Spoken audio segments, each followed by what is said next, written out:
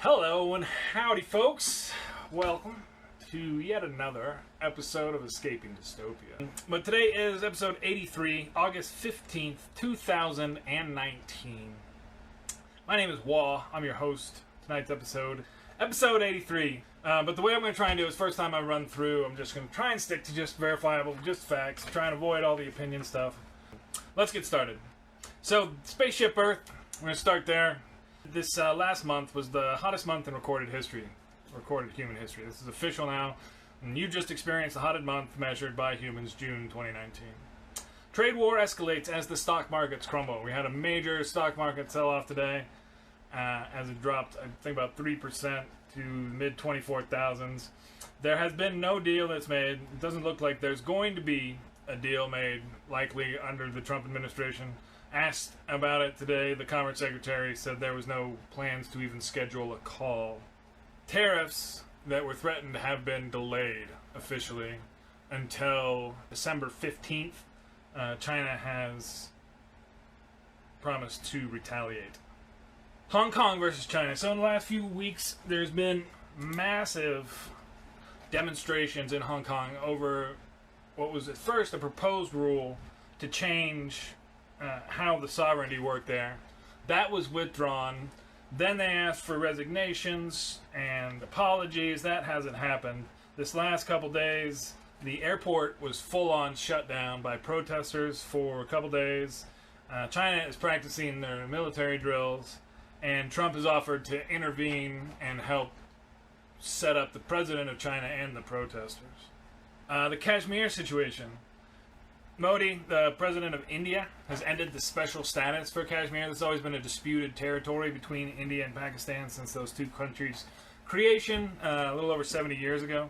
The internet has been shut off in Kashmir for this region. I believe 7 million people roughly in the area. Last year, India blocked the internet in various areas 134 times. So this is not a new thing for them to do during times that they consider to be contemptuous. And this is according to Access Now, a global digital rights group.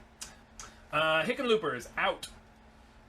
He has not confirmed his plans to run for the Colorado Senate, but he is no longer running for the nomination for the President of the United States. This last week, there was the largest ever employer raid. Happened this last week. They surrounded the facilities and grabbed 680 people. They released roughly 300 of those people immediately for humanitarian reasons. Also this last week, Epstein was found dead in his jail cell of an apparent suicide. He wasn't on suicide watch. This is confirmed. The guards on duty were on overtime, and one of them wasn't even a guard. I believe it was somebody who'd been conscripted to be a guard. The warden has now been reassigned for that jail. The autopsy is ongoing. I believe his body has been claimed by an associate at this point. The president retweeted a conspiracy theory about this, linking the death to former President Clinton. Moving on to the face of domestic terrorism. The FBI arrested an 18-year-old from Ohio for making online threats this week, including against the federal government and Planned Parenthood, which has been previous victim of a mass shooting attack. Found a large cache of weapons in Ohio, 15 rifles, 10 semi-automatic pistols, and around 10,000 rounds of ammunition. The boy was an 18-year-old white male. Russian missile test fail. The missile blew up.